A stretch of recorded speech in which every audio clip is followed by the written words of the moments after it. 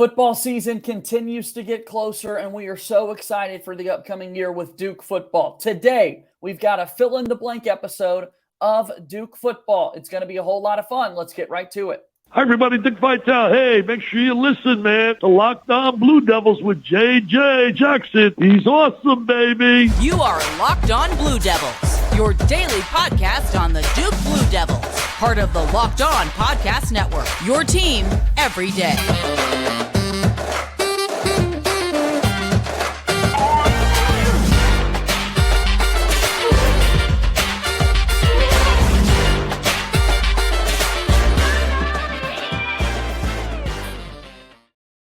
Hello, everybody, and welcome into another episode of the Locked On Blue Devils podcast. My name is J.J. Jackson. So great to have you here with us today. What a fun show we've got for you, as we've got some fill-in-the-blank topics regarding the start of this upcoming Duke football season. Locked On Blue Devils is your daily podcast devoted to everything going on in the life of Duke athletics. If you haven't done so already, follow us on Twitter at LO_Blue Devils. I'm on Twitter at _JJ_Jackson_.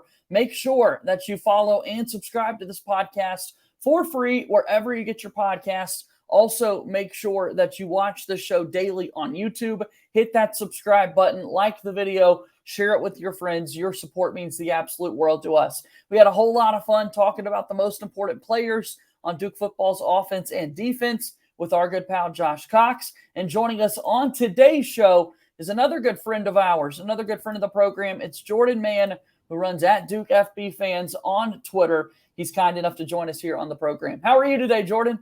Doing good, JJ. I appreciate you having me. I'm looking forward to talk about some Duke football. Yeah, we got to get right to it. Absolutely. The season's coming up. A Labor Day kickoff game against Clemson inside Wallace Wade Stadium is going to be amazing. Before we get into any of our topics here on the show today, let's talk a little bit about you. At Duke FB Fans, a lot of Duke football fans out there are very familiar with the account. They probably want to know, how in the world did this thing come to be, and who is the man behind this account? Here you are. Tell us kind of the story. It's a great question and long overdue answer, I guess. So I used to have like just a normal Twitter, but that normal Twitter would be taken over by Duke football tweets when I was in college, and I played college basketball in the school in Virginia, and my teammates every practice like, J-Man, you just got to stop tweeting about Duke football. Like, we don't care about Duke football. And I'm like, you're right.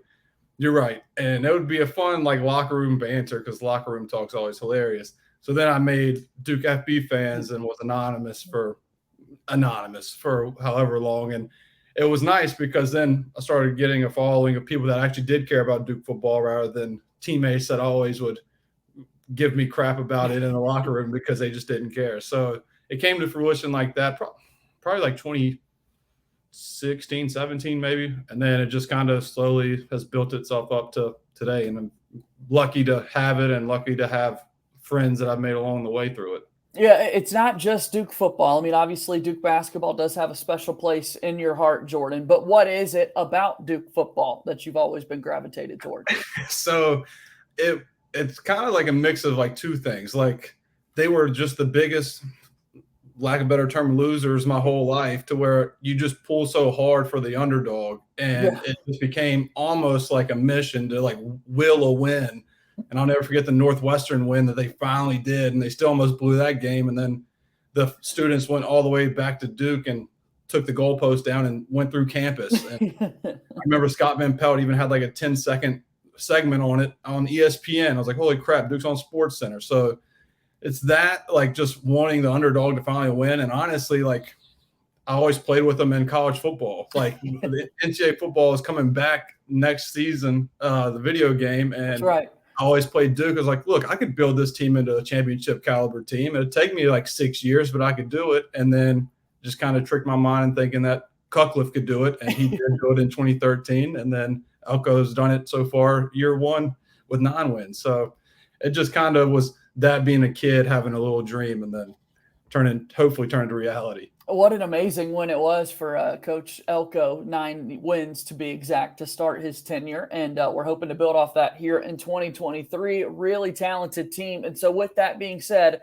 we've got some fill-in-the-blank topics that we're going to dive into. You ready to go with this, Jordan? I'm ready. All right, here we go. You're going to lead the way for these. So I ask you, blank is Duke's best chance to be an All-ACC selection at the end of the year. This is surprisingly a year in which there are a couple of different ways you could answer this. Some seasons, you're not really sure what player could be that guy. At least this season, there are a couple. So how do you want to answer this first one? Blank is Duke's best chance to be an All-ACC selection.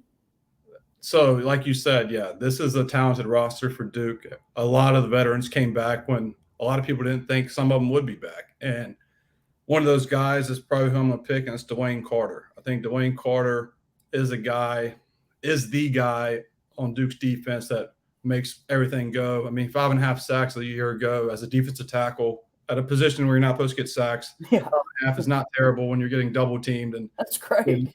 getting hit. And like, he just makes that unit go. And now he's a full year under Feely's system where Feely's stronger, faster. Everybody is on the roster, and he's already talented. He came back for an extra year. So I think Dwayne Carter is the guy for Duke to make that jump, or to be the All-ACC guy.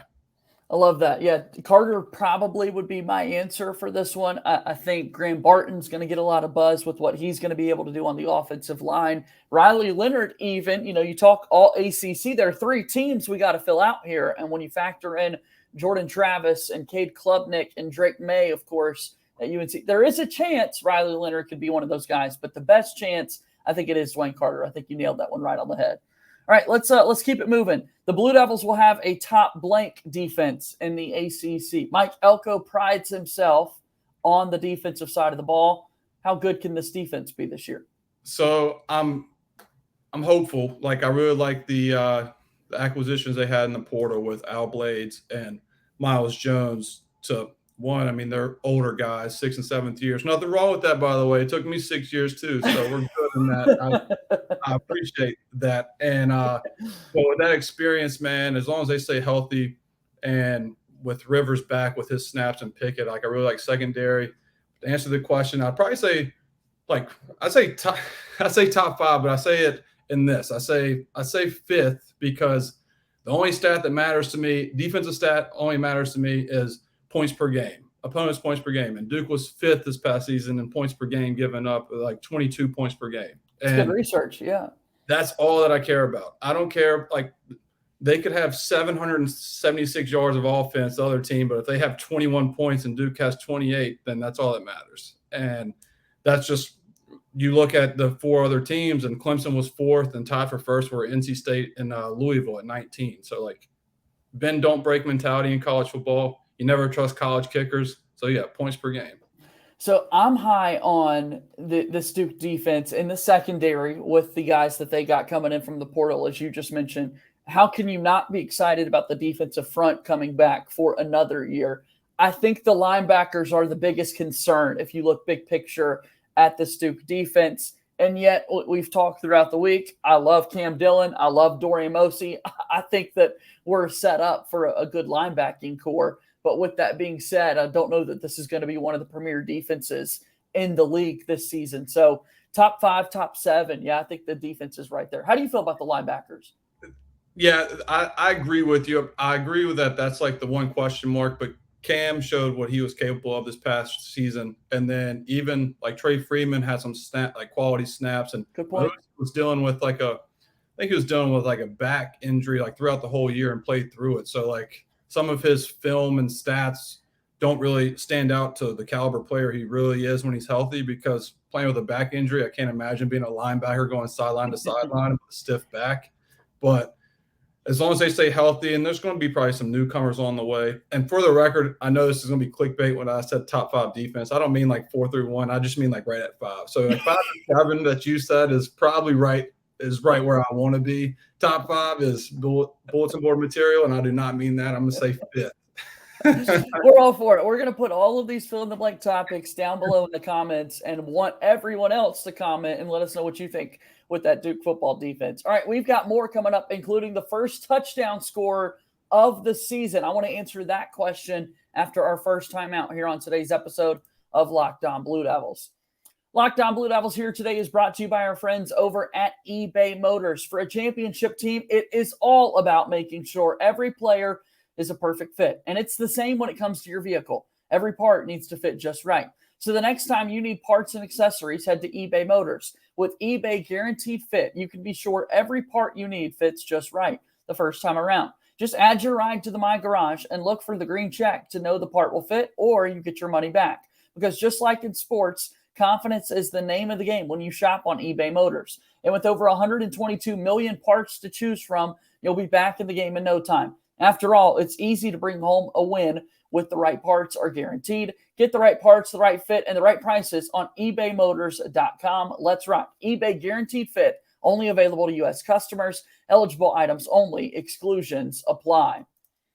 Moving forward here on today's episode of Locked On Blue Devils, JJ Jackson alongside my pal Jordan Mann. All right, let's keep it going with these fill-in-the-blank topics. Next one up, blank will score the first touchdown of the season. And I always like to clarify here, I want to know the man who is holding the football in the end zone. So if it's a pass, if it's who is holding the football in the end zone?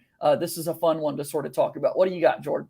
So I really actually thought about this one way more than I should have. Yeah. But I want to try and be right, and I want to get it down to where it could be like a viral clip if I did get it right. So I was going to go Calhoun or Moore. I'm not going wide receiver. I'm not going to Riley Leonard because that's an easy answer. And I'm not going to go Jordan Waters because I assume he would be like one of the top running backs to get the touches around in the end zone. I'm going to go Porter Ridge guy, Jalen Coleman. It's going to be one of those reads. Riley could keep it or can hand it off. DN's going to show Riley. He's going to hand it to Coleman right up the middle. First touchdown of the year, Jalen Coleman. Yeah. You're describing the play and everything. Oh, I want this to be this is in your head. Yes. I want this to be correct, and it's not going to happen. What's going to happen is going to be like a 60-yard bomb or something, and I'm just going to be completely off. Yeah. Jordan, we talk a lot about manifestation in 2023, and you're doing that right now to get Jalen Coleman in the end zone for that first game. I went off the wall a little bit as well because I do think Moore and Calhoun are popular picks.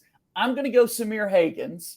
And I'm thinking about 35 yards out, a slant across the middle of the field. Hagans makes a couple of defenders miss. And next thing you know, Duke's got their first touchdown of the season in the Clemson game. So we probably should have factored in Clemson being the opponent as well in this because I didn't spend too much time thinking about the Tigers defense. It was more so the Duke offense is unstoppable. So I went Hagans. Well, listen, I hope Hagans was also going to be an answer, but I'm going to say Hagans, you're correct, but it's 33 yards. He gets tripped up at the 2, and then Coleman runs it in. And I also hope this first touchdown happens in week 1 and not week 2. Exactly. Let me speak that into existence. Yeah. That would be a week 1 touchdown. We want to score the first game. Yes, we need that to happen. That's awesome. All right, let's move on. Next one up. Duke will win blank conference games. This is tricky because this is almost like a season prediction with how you think Duke's going to end up. But, I'm putting you on the spot here. If folks are watching us on YouTube, you'll see that Duke football schedule start to scroll across the bottom of the screen. How many conference games do the Blue Devils have this year? So this is also, this is tough too, going back and forth. But as my Duke football fans Twitter says, it's optimistic Duke football fan. Optimistic. That's the way I live life. Yeah. You're going to hear some absurd numbers here. I'm going to let you know. But think guaranteed 3, guarantees lose term because one of them's Pitt, and Duke hasn't beat Pitt since the Obama administration, basically. So we're due for there. But Wake, UVA, Pitt is who I have. I think Duke can beat NC State and UNC. Should have beat UNC this past season. Amen. And the NC State game will be intriguing. It's going to be fun. But Duke had Brennan Armstrong's number at UVA. Obviously, completely different system. More familiar with the new offensive coordinator at NC State. But you never know. So I'm going to go 5 wins right there. And then I think if Duke can pull off upset against Clemson or at Louisville is intriguing because I think Duke will want that game so bad because the last time Duke played Louisville was a Thursday night game on ESPN. And Duke went viral for the wrong reasons for not tackling Malik Cunningham. And SportsCenter ran that clip for forever, and Duke lost by like 45 on national television. So I think Elko's going to be pretty pissed off about that for the guys and try and get a get-back game for that. So I'm going to say 6 conference wins is where I'm going with. I think they can beat Louisville at Louisville. Florida State, Did not factor in that one in. Yeah. Optimistic to say the least, Jordan, and I love that. I love that.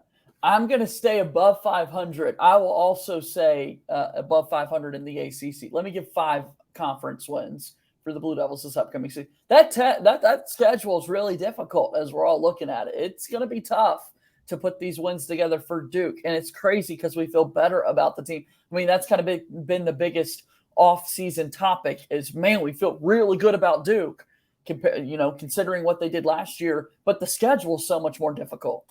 It is. Yeah, it is. And it's more difficult. But the one thing that I've learned too with the preseason is a lot of it is factored in of like names of the teams that Duke's playing, because I remember coming in this past year, it was like Virginia Tech's got they were optimistic with Pry coming in year one, and then Miami with Cristobal. And then those were 2 teams that were very disappointing. So I'm not saying like any of these teams will be disappointing, like Clemson's going to be in Miami, but like the Louisville, maybe UNC takes a step back. So who knows? But yeah, we'll see. I love that. All right, let's move on to our next one here. Fill in the blank Duke football edition is our conversation today. Riley Leonard will account for blank touchdowns in 2023. It was 33 a year ago, 20 passing, 13 rushing. He set the bar high for his first year as a full-time starter. What do you think this year has in store for Riley? I think the defenses will – I mean, I'm not going to say adjust more, because you could tell by the way defenses played in the second half of the season, they did already adjust for Riley. He still just made plays. But I think he's going to have 10 rushing touchdowns this year, so 3 less than last year, but 25 passing TDs. So I'm going to say more, so 35 total. I'm going to go 25 passing TDs, 10 rushing TDs. 31 was in my head. I think it's going to, again, be a really good season. I just don't know that the numbers get to be as impressive as they were a year ago. I do think the rushing numbers go down this year, but the passing totals go up. But that's why you schedule a Lafayette. So that's okay. Yeah, exactly. Maybe 5 or 6 can come in Lafayette.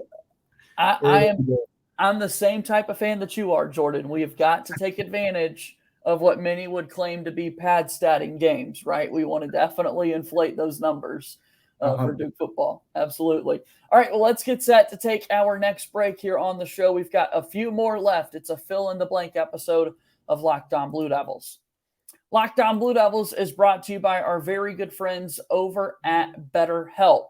Sometimes in life, you're faced with tough choices, and the path forward isn't always clear. Whether you're dealing with decisions around career, relationships, or anything else, therapy helps you stay connected to what you really want while you navigate life, so you can move forward with confidence and excitement. Trusting yourself to make decisions that align with your values is like anything. The more you practice it, the easier it gets, and BetterHelp is there to help you with all of this. If you're thinking about starting therapy, give BetterHelp a try. It's entirely online, designed to be convenient, flexible, and suited to your schedule. Just fill out a brief questionnaire to get matched with a licensed therapist and switch therapists for any time for no additional charge. Let therapy be your map with BetterHelp. Visit BetterHelp.com/LockedOnCollege today to get 10% off your first month. That's BetterHelp, HELP.com/LockedOnCollege. BetterHelp, a proud presenting sponsor of Locked On Blue Devils. We move forward here on today's episode of Locked On Blue Devils. Once again, JJ Jackson alongside my pal Jordan Mann at Duke FB Fans on Twitter. He most recently appeared on an episode of the Section 17 podcast with our good friends. You're making the tours this time of year as people get set for the upcoming football season. Yeah, I am. But anytime I can talk Duke football, that's the first one there. Your game. All right, you're putting such good research into your answers here. I'm loving it. So let's keep it moving. This is a difficult one. We've got 2 left to go, and I'm really curious where you went with this one because I know a lot of research went into this for you, Jordan. So Duke will have blank freshmen catch a pass or have a rushing attempt this season. On the offensive side of the ball, how many different freshmen are going to factor into the game plan this season? So I listened to the one where you had with Josh Cox on. Yeah. And a good buddy of ours. And he said true freshmen and not redshirt did not count. But so I'm not counting Beeline in this because he's technically a redshirt freshman. I will go Mekhi Wall So I'm going to give you the names. Go for it. Pankols obviously had that devastating injury, and he's probably done for the whole year. And so in his absence, I think Mekhi Wall, Spencer Jones, and Apollo Cook all have snaps there. And where you're going to see that is the Lafayette game week 2. And one, because Duke's going to be Duke is just going to be banged up, win or loss against Clemson, and they're going to get up out early, hopefully. And it's a then short you're going to turnaround, right? Because it's a Monday game against Clemson, and not as much time for the bodies to recover. And I'm helping your argument here. Keep it going. Yeah. So them 3, I think, will get snaps against Lafayette, hopefully. And then Peyton Jones is a stud who it speaks volumes that he's already playing to get touches as a true freshman, and Duke returns 3 running backs. So there's only 1 ball, but he's going to be there. And then a wild card, so that's 4, and a wild card I'll give you as a tight end. So in that Lafayette game, I think maybe you see like a Vince Bolyard or a Cade Onders, who is a redshirt freshman, didn't play any offensive snaps last year. So I'm going to say 5 Duke freshmen get. Now these guys, they're going to play. We're going to have way more than 5 true freshmen play this year for Duke. But again, I'm looking for a rushing attempt or catching a pass. So not only do they have to play, we got to catch a pass. I'm going to say 6. I'm going to say Travis Bates is a wild card running back. Okay. Out of limb, again, Lafayette. He's a redshirt freshman. I contradicted myself, like I just said. Josh Cox said we're not counting them, but I'm counting redshirt freshmen. So 6 total. I think we work better if I'm the less optimistic of the duo. So I'll say 4. I'll settle on 4 for this one. All right. And then finally, one more to go. Fill in the blank here today on the episode. Duke will be at its best if it fixes blank this season. So it's third down defense. So I know I said earlier. Good answer. I said earlier that all I care about is points per game on defense. But if you look at the losses that Duke had against Kansas combined, they were 7 of 12 on 3rd and 4th down conversions. And then UNC was 9 of 14. And those are 2 games that Duke could have won, but they just couldn't get off the field on 3rd and 4th down. So, and even the game against Wake that Duke won, Wake was 9 of 15 on 3rd down. So if Duke cleans up 3rd down defense against a tougher schedule that we as well documented, then I think that Duke could really be the optimistic team that I think they can be and win 6 conference games this season. 3rd down defense is amazing. I think that absolutely is the correct answer for this question. Also want to talk about red zone offense when you talk about putting points on the board. We love specialists, right? They've got a job to do. 3 points is 3 points, but 7 is a whole lot better. So I think also if we factor in, putting touchdowns on the board, that will help the offense too, right? Oh yeah, 7's more than 3 for sure. So I'm all for all the touchdowns. It makes my Ryan Leonard prediction look really good if we get touchdowns. Yeah, that's what we're looking for there. That's awesome. Well, Jordan, this was a whole lot of fun. I want people to also fill in the blanks in the comments down below. Send it to us on Twitter. Let us know how right or wrong we may be. Clip these videos for the world to see. Go ahead and do that if you're watching or listening to us. What all do you have in your world? Like, where can people find you? Promote some of the work that you've got, because like you said earlier, you are out there on the internet. People can find you. What do you want them to go see? Yeah, so you have both. You have my personal Twitter, Coach J Man, is my personal, and then my Duke football fans page is at Duke FB Fans, as you see. And then I have a podcast called The Big J and Little J Show with Connor O'Neill from Devils Illustrated, who you also have on this show. And Connor and I will get together for this upcoming season too and talk about Duke football and Duke basketball. So obviously I'm Duke FB fans, but as I told you, I'm heavy into basketball behind the scenes of my Duke FB Fans account. So we'll be chopping it up about Duke basketball as well. I can't wait, and you're going to be back on this show very frequently, and certainly looking forward to that. So, Jordan, thanks for stopping by today. This was a whole lot of fun, all right? Appreciate you having me. All right, that's Jordan Mann joining us here on today's episode of Locked On Blue Devils, and that's going to do it for another episode here today. What a fun conversation that was. Please do fill in the blanks yourself, and we can interact in those YouTube comments down below. Thanks for your support here of Locked On Blue Devils. That'll do it. As always, go Duke. I'll talk to you tomorrow. My name is JJ Jackson. Thank you and good day.